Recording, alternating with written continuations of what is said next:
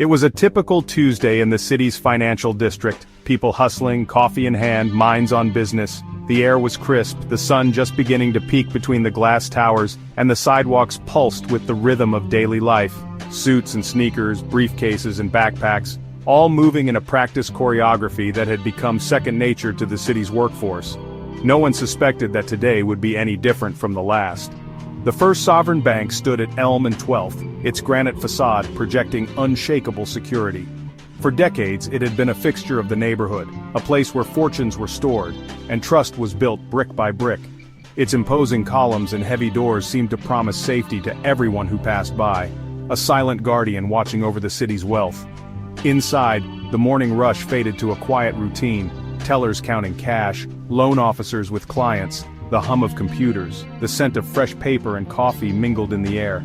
Employees greeted regulars by name, and the steady click of keyboards underscored the sense of order.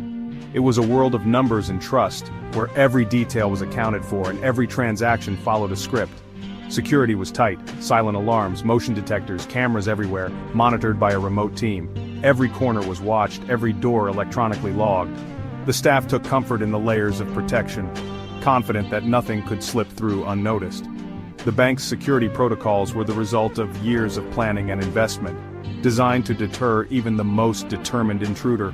The vault was a fortress, time-locked, steel, concrete, and strict protocols. It was the heart of the bank, a place few ever saw, and even fewer entered. Only a handful of trusted employees knew the codes, and access was tightly controlled. The vault's presence was a constant reminder of what was at stake, and why vigilance mattered. On paper, the bank was impenetrable, a symbol of modern security. Its reputation was built on decades without incident, and its systems were regularly tested and upgraded. Customers felt reassured, believing their money and valuables were safer here than anywhere else. The building itself seemed to radiate confidence, a beacon of stability in a fast-moving world. But the real weakness wasn't technology, it was people, lulled by routine. Day after day, the same faces, the same tasks, the same small talk at the coffee machine. Familiarity bred comfort, and comfort bred blind spots. No one expected trouble, and that was exactly what made them vulnerable. The robbers' plan relied on blending in, exploiting the comfort of normalcy. They knew that if they looked and acted like everyone else, no one would give them a second glance. Their disguises were simple: work clothes, casual chatter, a smile at the security guard. In a place where routine ruled, invisibility was easy to achieve. As a white work van pulled up outside, the stage was set for a heist no one saw coming. The city continued to buzz, unaware that beneath the calm surface, something extraordinary was about to unfold. In just a few moments, the ordinary would give way to chaos, and the legend of the First Sovereign Bank heist would begin. The van bore the logo of Cityscape Painters and Decorators, fake, but convincing. 5 men in paint-splattered overalls emerged, faces half hidden by dust masks, moving with practiced ease. They unloaded ladders, buckets, and toolboxes, setting up wet paint signs and barriers to redirect foot traffic.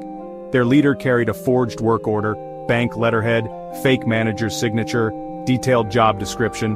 The document turned them from strangers into expected guests. At the service entrance, the foreman presented the paperwork to a junior guard. The guard, unable to confirm with his supervisor at lunch, buzzed them in. No alarms, no weapons, just a seamless entry. The 5 painters walked into the bank, invisible in plain sight. Inside the staff corridors, the crew kept up their act, blending in as ordinary workmen. Their toolboxes hid advanced electronics, not paint supplies. The technician attached a device to the network, looping security camera feeds to show empty hallways. Guards watching remotely saw nothing amiss. A frequency jammer blocked panic buttons and cell signals nearby, creating a dead zone. Their knowledge of the bank's systems was precise. Blueprints, camera locations, network structure. With cameras blinded, they moved toward the vault, navigating with eerie familiarity. They worked in silence, never rushing, never drawing attention. The bank's defenses were quietly dismantled from within. Employees passed by, none the wiser. The fortress was being taken apart, one careful step at a time. As the crew neared the vault, an accomplice miles away called 911, reporting a fake fire and hostage crisis at a nearby office building. The call, detailed and urgent, triggered a massive emergency response. Police, fire, SWAT, all racing to the false scene. The city's attention shifted, patrols diverted, streets jammed.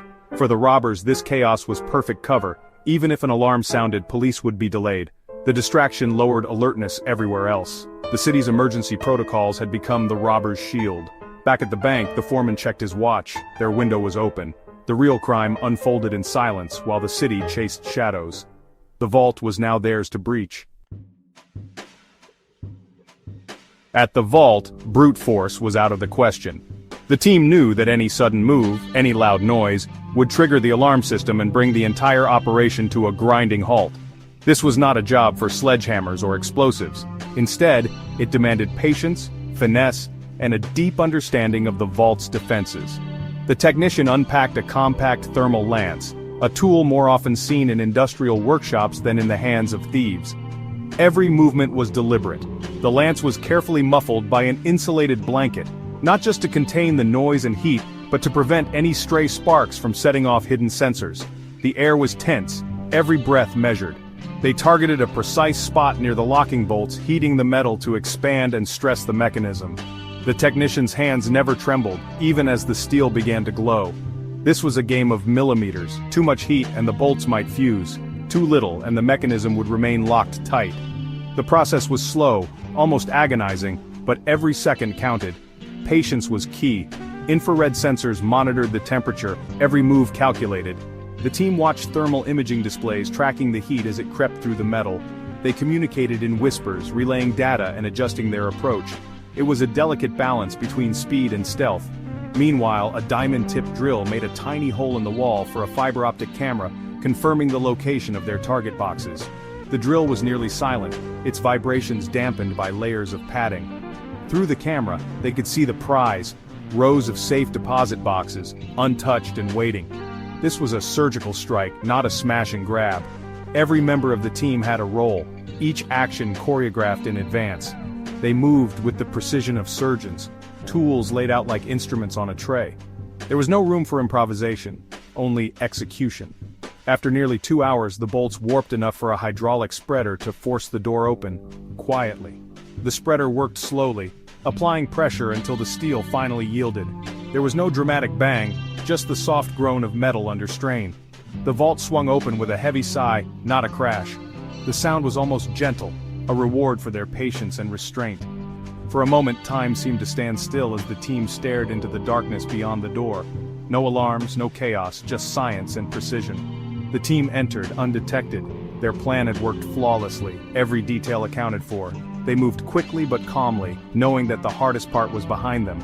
They had outsmarted steel and concrete.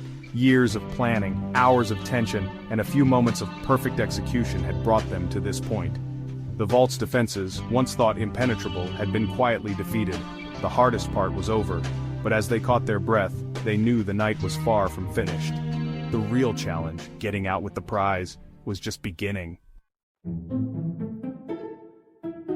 Inside the vault, the crew moved fast, opening only pre-selected safety deposit boxes. They ignored cash and valuables, targeting something more specific, documents, bonds, or diamonds.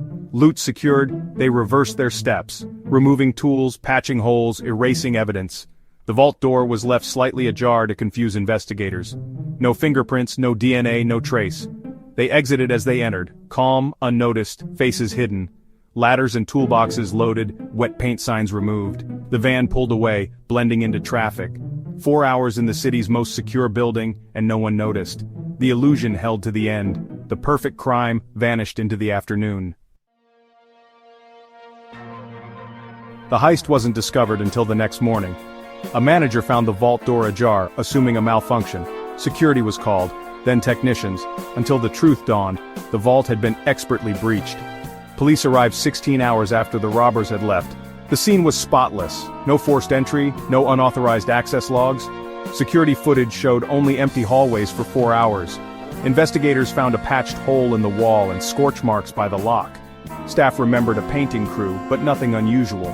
The guard who let them in was mortified, fooled by a perfect forgery. The robbers had exploited every weakness, leaving only questions.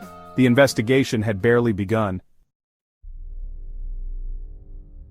With no forensic evidence to guide them, no fingerprints, no DNA, not even a stray hair, Detectives were forced to rely on the faintest of digital trails.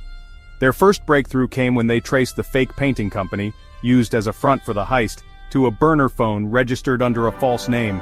Alongside the phone, they discovered a stolen van abandoned just blocks from the scene. Both leads, however, seemed to hit dead ends, offering little more than a glimpse into the careful planning behind the operation. Undeterred, investigators pored over hours of street surveillance footage. Their patience paid off when they spotted a man loitering near the bank in the days before the robbery, Marco Vella, a known associate of organized crime syndicates. Vella's arrest was a turning point. Under pressure, he revealed the name of the technician, David Chen, a once promising engineer whose career had been derailed by scandal, now using his skills for criminal enterprises. When police raided Chen's apartment, they found a trove of electronic equipment, blueprints of the bank's security system, and evidence of meticulous planning. It was clear Chen had orchestrated the disabling of alarms and cameras with expert precision. Investigators reconstructed the night of the heist, realizing Chen had bypassed multiple layers of security, leaving the bank vulnerable for just the right window of time. During intense interrogations, both Vella and Chen denied knowing each other, sticking to their stories. Each insisted they were hired anonymously, never meeting the others involved. The only connection was through code names, Foreman, Heat, and Driver, used in all communications. The masterminds had taken every precaution to remain ghosts. The leader, known as Foreman, was described as a meticulous planner with a distinct European accent. He paid everyone in untraceable cash, never leaving a paper trail, and always kept his face hidden. As the investigation closed in, the remaining three, Foreman, Heat, and Driver, vanished without a trace, taking the stolen fortune with them. Their hideout was found empty, the loot gone. Vella and Chen were left to face the consequences alone, charged and awaiting trial. The trail for the true masterminds went cold, leaving detectives with more questions than answers. The city was left with a mystery that would haunt its streets for years, a perfect crime, with the real architect still at large. The first sovereign bank heist became legend, a masterclass in planning and psychological manipulation. The robbers exploited trust, routine, and the illusion of security. Their methods forced banks to overhaul protocols, invest in new tech, and train staff to question everything.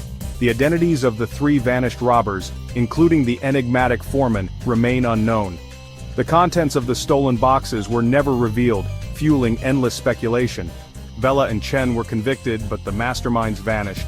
The story endures, a modern fable of audacity and precision. The world still wonders, who were they, and what was truly stolen?